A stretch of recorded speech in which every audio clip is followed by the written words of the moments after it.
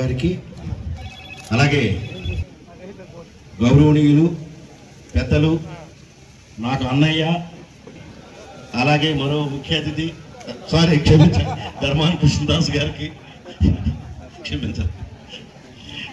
అలానే అంటే ప్రసాద్ గారితో నాకు కొద్ది పరిచయం కాబట్టి ఆయన అన్న అంటారు, క్షమించాలి.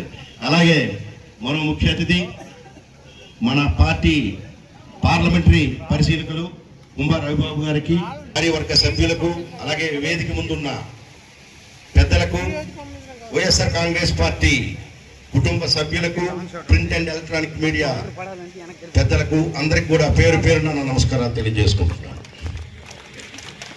ఈరోజు కార్యక్రమం బాబు షూరిటీ మోసం గ్యారంటీ. ఇప్పుడు కాదు, 14 సంవత్సరాలుగా మోసం చేస్తూనే ఉన్నాడు చంద్రబాబు. మరి మీకు అందరికీ తెలుసు, ఈయన మోసాలు చెప్పే ముందు మన జగన్ అన్న గురించి 2 విషయాలు. మన జగన్మోహన్ రెడ్డి గారు 2019లో అధికారంలోకి రాగానే ఎన్నో సంక్షేమ కార్యక్రమాలు, పేదలకి ఎన్నో కార్యక్రమాలు చేశాడు. వాటన్నిటికంటే 2 కార్యక్రమాలు పేదలకి ఇచ్చేవి మనం గుర్తుంచుకోవాలి. ఏదంటే, ఒకటి విద్య. ఏదైతే ఈ పేదవాడు కిందన అట్టడుగున ఉన్న పేదలు అని వారికి ఈ సమాజం గౌరవించాలంటే ఒకటే ఒకటి, రాబోయే రోజుల్లో ఆ పేదవాడు పిల్లవాడు విద్యావంతుడై రేపు ఒక ఉన్న స్థితిలో ఉంటే ఆయన ఈ సమాజంలో గౌరవం పొందుతాడనే ఒక సదుద్దేశంతో విద్యా వ్యవస్థని సమూలంగా మార్పు చేశాడు. మనం చూసుకుంటే ముఖ్యంగా నాడు నేడు, మరి స్వతంత్రం వచ్చిన తర్వాత ఇంత చక్కగా మరి పాఠశాలని బాగు చేసిన ఘనత మన నాయకుడు జగన్మోహన్ రెడ్డి.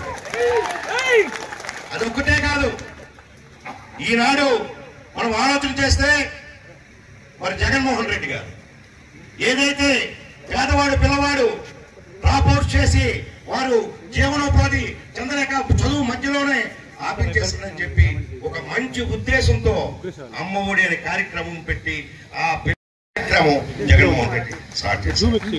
అదొకటే కాదు, మధ్యాహ్నం భోజన పథకం అయితేనేమి, అదే సిబిఎస్ఈ సిలబస్ అయితేనేమి, ఇంగ్లీష్ మీడియం స్కూల్స్ అయితేనేమి, టోఫీలు అయితేనేమి, ఎన్నో మార్పులు చేసి ఆ వ్యవస్థనే సమూలంగా మార్పులు చేసే కార్యక్రమాన్ని మన జగన్మోహన్ రెడ్డి గారు చేపట్టారు. అలాగే ఈ 2 విషయాల్లోనే ఒక్కొక్క కుటుంబానికి 1,00,000-2 లక్షల రూపాయల సంవత్సరానికి ఖర్చు అవుతున్న ఆలోచనతో ఆరోగ్యశ్రీ వారి తండ్రి మన దివంగత నేత, మన అభిమాన నేత రాజశేఖర రెడ్డి గారు ప్రవేశపెట్టిన ఆరోగ్యశ్రీ.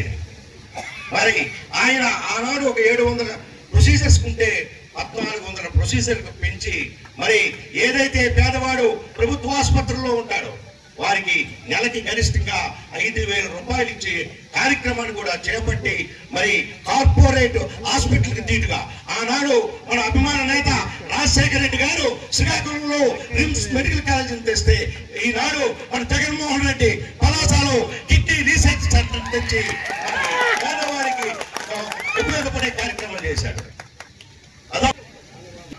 ప్రభుత్వ ఆసుపత్రులు లేదని ఆలోచన చేసి 1,50,000 నుంచి 3 లక్షల వరకు కూడా వాళ్ళకి జీతాలు ఇచ్చి వారిని అపాయింట్ చేసే కార్యక్రమం కూడా మన జగన్మోహన్ రెడ్డి గారు చేశారు.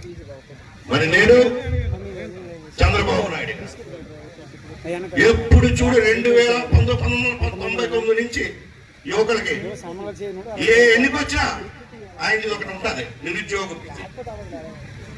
ఆనాడు 1,500 అన్నాడు, 2014లో 2,000 అన్నాడు, ఇప్పుడేమో 3,000 అన్నాడు. ఎప్పుడు చూడు చంద్రబాబు నాయుడికి దేవుని శాపం ఉంది, ఆయన నిజాలు చెప్పడు.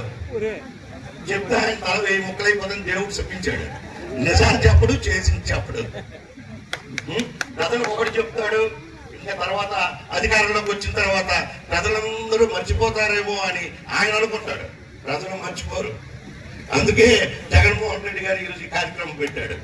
ఏదైతే ఇంటింటికి నువ్వు బాండ్లు ఇచ్చావో ఆ బాండ్లు ఒక్కసారి చూసుకోమని చెప్పే కార్యక్రమాన్ని ఈరోజు జగన్మోహన్ రెడ్డి గారు పెట్టారు.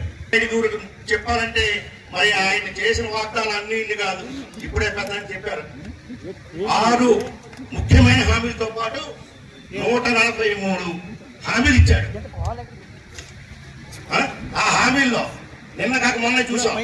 ఎందుకు ముందు ఇచ్చాడు? ఎలక్షన్ ముందు నా మహిళలు రాష్ట్రంలో వారి కన్నవారింటికి, వారి అత్తవారింటికి, తీర్థయాత్రలకి ఎక్కడికి వెళ్ళినా బస్సు ఫ్రీ అన్నాడు. నిన్న అంటున్నాడు కాదు జిల్లా మొత్తం తిరగండి అని చెప్పాడు. జిల్లా మొత్తం. మరి అదొక్కటే కాదు, మరి నేను అధికారంలోకి వస్తాను. మరి ఇప్పటికే సుమారు 15,000 కోట్ల కరెంటు ఛార్జీలను మన మీద, పేదవాడి ప్రజల మీద చేసి మళ్ళీ కొత్తగా మరొక 3,500 కోట్లు ప్రజల నెత్తిన వేయడానికి మళ్ళీ సిద్ధంగా ఉన్నాడు. ఒక్కటి కాదు, మరి చంద్రబాబు ఏమన్నాడు? నీకు 15, నీకు 15, నీకు 15, నీకు 18 అన్నాడు. ఇచ్చారా? ఏదో ఒక్కసారి మనం అన్నాగా లేదు మరి ఇవన్నీ మనం ఆలోచన చేయాలి. ఒకటి కాదు, ఆయన చేసింది ఏది చెప్పింది ఏది చేయడు. మొన్న అమ్మకి అడిగాను, ఏమమ్మా నీకు తల్లికి వందనం అందిందా అని. ఏడు బాబు తల్లికి వందనం అంటున్నావు.